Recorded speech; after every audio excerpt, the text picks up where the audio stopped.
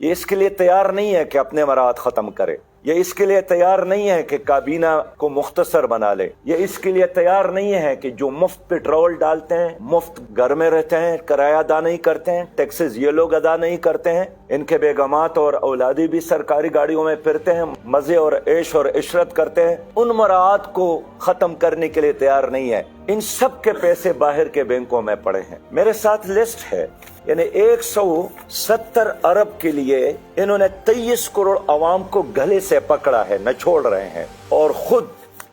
میری اس لسٹ کے مطابق جو ان کے ذاتی اکاؤنٹ ہے، صرف 18 افراد ایسے ہیں جن کے بینک اکاؤنٹ میں 4000 ارب سے زیادہ سرمایہ پڑا ہے، 4000 ارب سے۔ اس میں زرداری صاحب ہے، بلاول صاحب ہے، نواز شریف صاحب ہے، شہباز شریف صاحب ہے، عمران خان صاحب ہے، عمر ایوب صاحب ہے، اعظم سواتی صاحب ہے، مراد علی شاہ صاحب ہے، چودھری پرویز الہی صاحب ہے، پرویز خٹک صاحب ہے، شاہ محمود قریشی صاحب ہے، محمد اسحاق ڈار صاحب ہے، اسد عمر صاحب ہے، شوکت ترین صاحب ہے، مفتاح اسماعیل صاحب ہے، حفیظ شیخ صاحب ہے، ڈاکٹر اشرت حسین صاحب ہے، عبد الرزاق داؤد صاحب ہے۔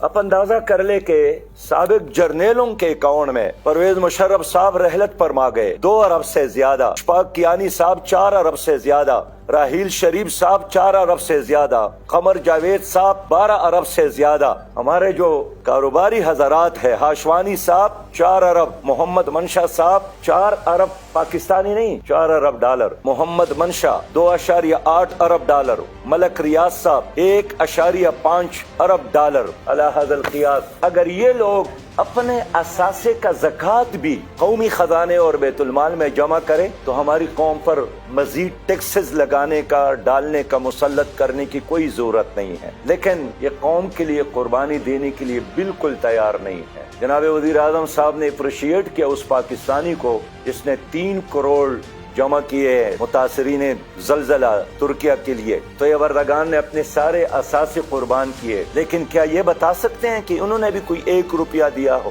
قوم کو نصیحتیں کرنے کی بجائے میرا مطالبہ یہی ہے کہ غریب آدمی ہمیشہ سے قربانی دے رہا ہے۔ اب یہ ججز قربانی دیں، یہ جرنیل قربانی دیں، یہ بیوروکریٹ قربانی دیں، یہ سیاسی لیڈر قربانی دیں، اور میں حیران ہوں کہ یہ محنت کیا کرتے ہیں، کتنے کماتے ہیں، لیکن ظاہر ہے نیب بے بس ہے ان کے سامنے، کوئی حساب کتاب کا، کوئی احتساب کا نظام نہیں ہے، کتنا پیسہ کمایا کہاں سے ہے؟ کیا ان کے 4 پاؤں ہیں؟ کیا ان کے 4 ہاتھ ہیں؟ کیا ان کی کوپڑیوں میں کوئی ٹنوں کی حساب سے دماغ ہے؟ یہ بھی اسی طرح پاکستانی ہے، لیکن یہ حرام کی دولت ان لوگوں کے ساتھ موجود ہے، اور یہ ادارے بے بس ہے کہ ان لوگوں کے ساتھ حساب کتاب کر لے۔